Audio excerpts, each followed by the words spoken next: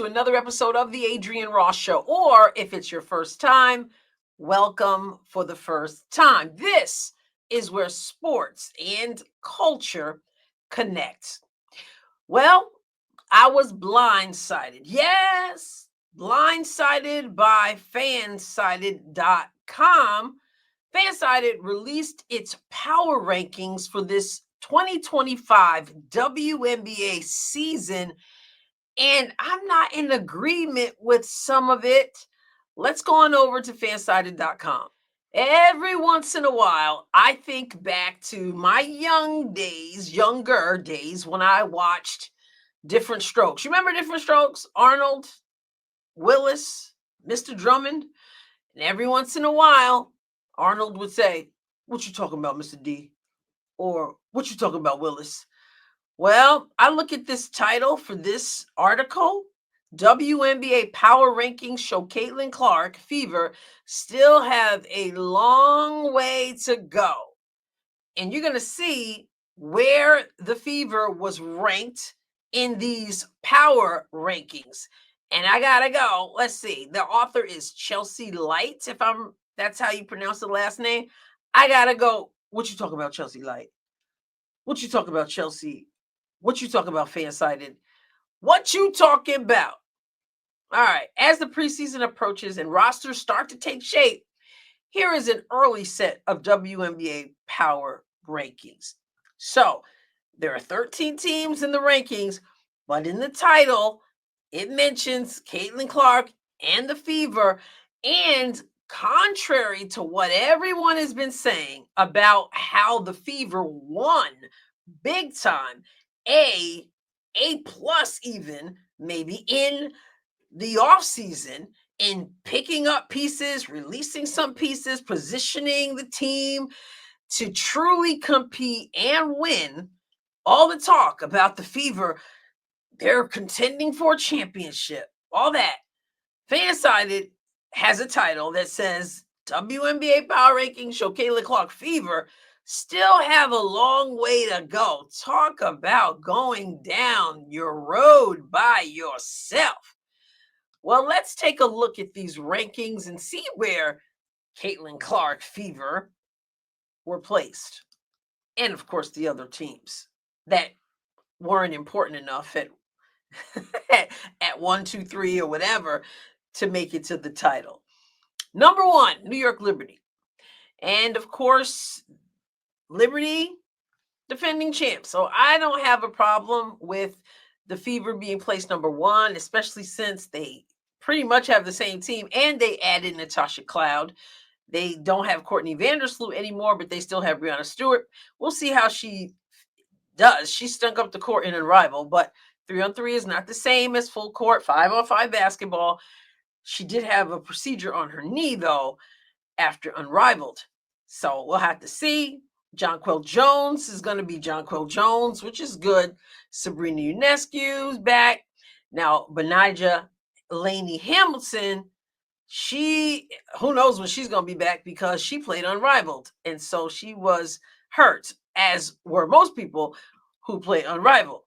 But again, New York Liberty in court, of course, Coach Sandy Brondello.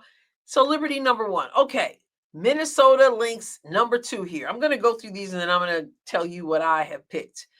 Minnesota Lynx, of course, was in the finals against the Liberty, should have won the game, but the officials and, of course, Commissioner Kathy Engelbert's dress made sure that New York got the call necessary to win.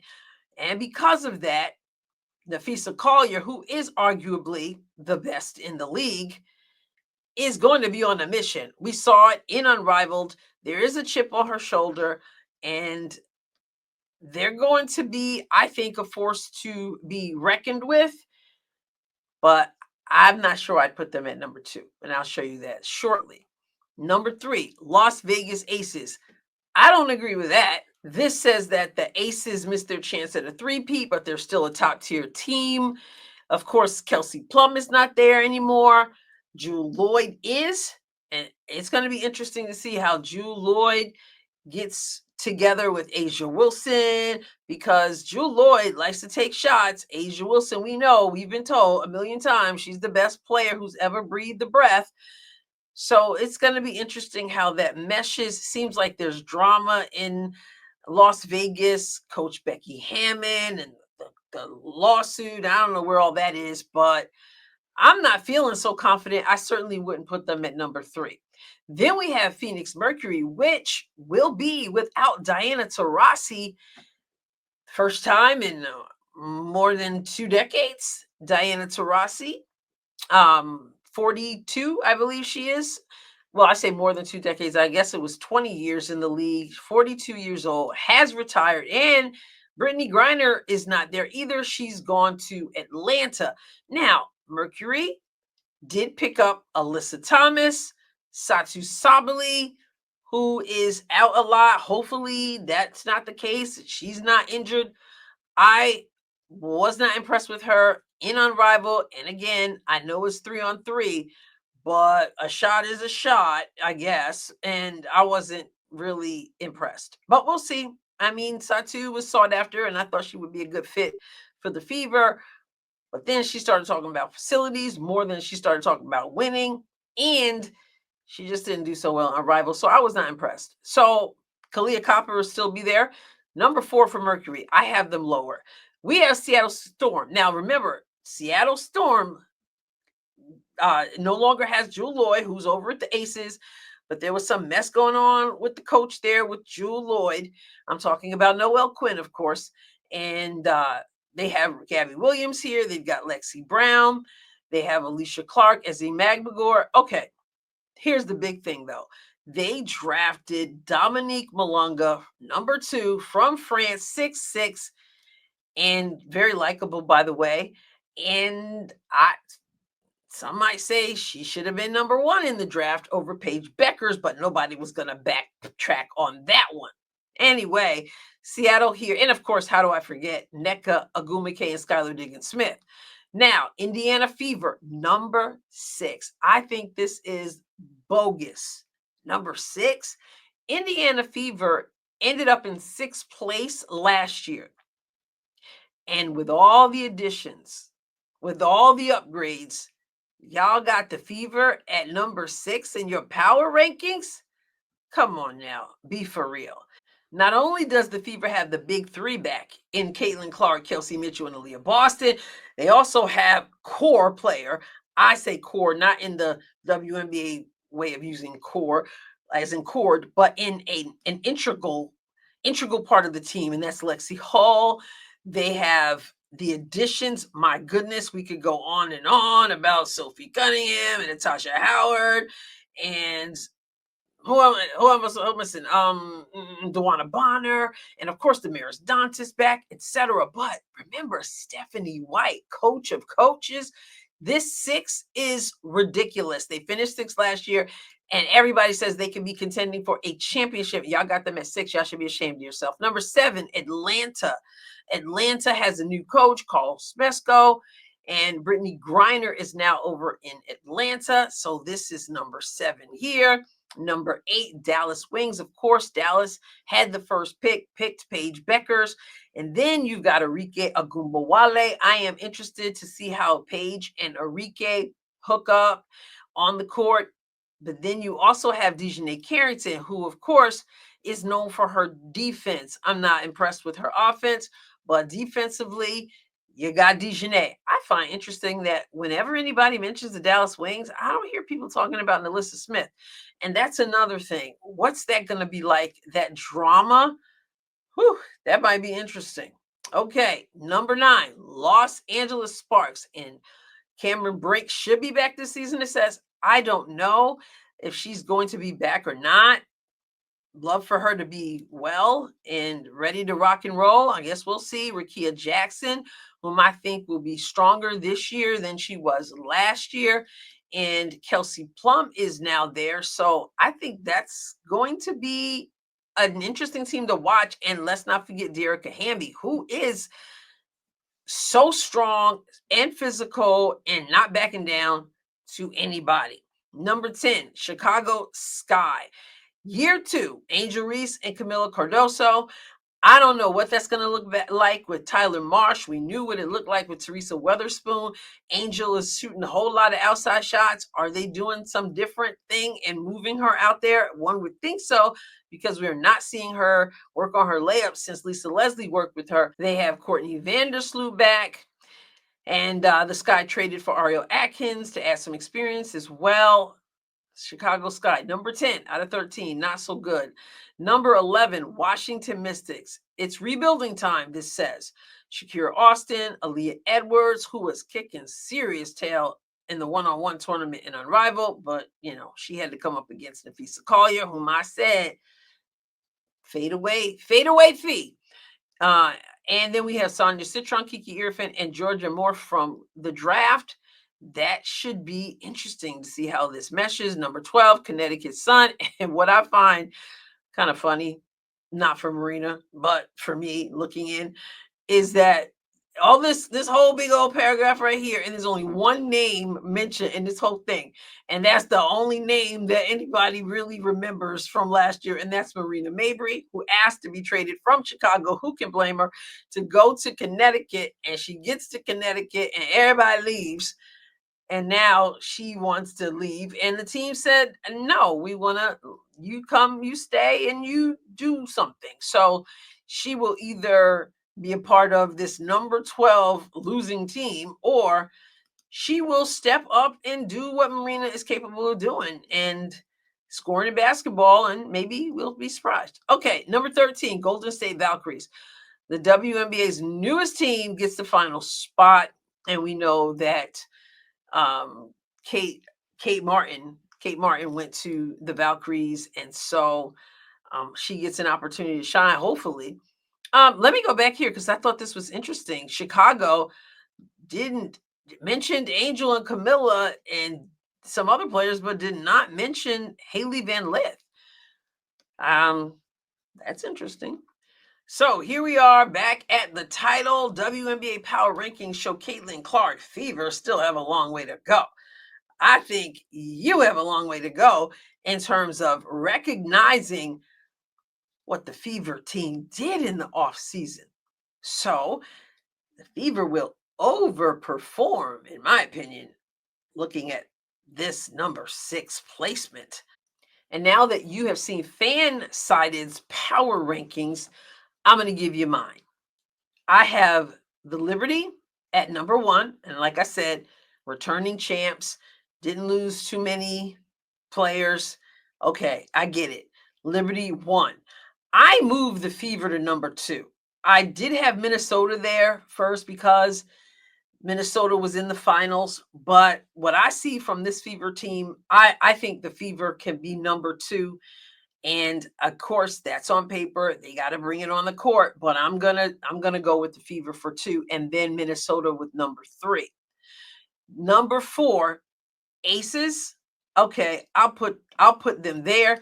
This power rankings had the Aces at number 3. I'm not as impressed with the Aces as apparently the author of this piece is. Next, at number 5, I have the Storm.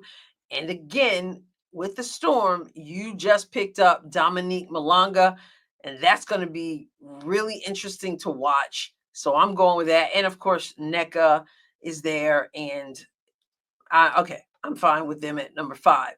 I've got the Sparks at number 6, even though they come in number 9 here. I think this is a team to watch, especially if Cameron Brink is back. Rakia Jackson, I think, tolerated her name not being mentioned with the top rookies because Caitlin is Caitlin, of course, and deserved to be mentioned as much as she was, and then some. And then you had Angel Reese, and there was this whole double-double thing, and people really didn't give as much attention to Rakia, perhaps, and maybe she didn't get as much of an opportunity. And hopefully that'll change. And so, and Kelsey Plum will be there. So I'm going to move the Sparks to number 6. Atlanta, number 7, which is where I have them. Mention the new coach here, did not mention Brittany Griner, did not mention Alicia Gray. How do you not mention Alicia Gray? She averaged 15.6 points per game. She is a joy to watch, a baller, and extremely likable. And so, but I still have them at 7. I have the Phoenix Mercury at 8. They have got to do life without Diana Taurasi, without Brittany Griner. So I am not going to have them at number 4 like this one says. Even with Satu and Alyssa Thomas and Kalia Copper, I got them all the way at 8. That's a huge difference. We'll find out. Number 9, I have the Mystics.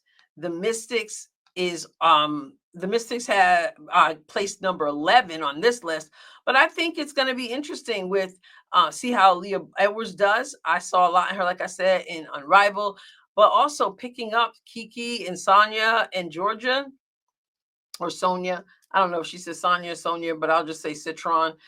I got them down at number 9, but not at number 11. And then 10 Wings. Now, Wings came in at 8 on Fansided list. Of course, Paige Beckers is there, and this says that she should make an impact right away. But and Enrique's there. Love to watch Enrique, but she's not as efficient. Maybe she'll be more efficient with Paige. Dejanay and Melissa, I'm not sure how that's going to go down. I just don't know what to expect from the Wings. So I like Enrique a lot. So I hope they do better this year, especially having gotten that first pick. But I got them at what do I have? I have them at 10 rather than 8. And then I have at 11 Chicago. This list has Chicago at number 10. I just need to see what this new coach does. Not feeling so sure how this is going to look. Is Cardoso going to be utilized better this year? What's it going to be like with Haley Van Lith? Can she contribute to the team? They didn't even mention her here in the power ranking paragraph. Not sure what to expect from Chicago, and not comfortable enough to put them above 11. So that's where I have them. I mean, and even Fansided has them at 10, so that's not good. But number 12, Connecticut Sun. I don't know what Mabry's going to do out there. We're going to find out. And the other pieces, see how that goes. And did Anissa Morrow go to Connecticut? Let me just check that real quick. I think she did, right? Anissa Morrow. She is with... Where are you, Anissa Morrow? Yes, she is with the Connecticut Sun. So we will see. We know she can do serious business as she did at LSU. We'll find out how she can contribute to this team and how soon. I still have them at 12. And I have the Valkyries at 13. It's a new team. It's an expansion team. Not comfortable putting them any place else. Of course, they're going to have Timmy. And they're going to have Kate Martin, and they might surprise us, and I hope they do. But that's what I got. So this whole title about the Fever having, a long way to go, I say, listen, okay, we'll see you on the court. Anyway, I gave you my 13. I gave you Fansided's 13. What do you think the power ranking should be? Make sure you subscribe to the Adrienne Ross Show. You're going to want to be rocking with us over here in the Adrienne Ross Show when the season kicks off in the blink of an eye. So make sure you hit that subscribe button. You've been holding out. No more. Let's go. Also hit the like button. I'll catch you next time, God willing. God bless you abundantly.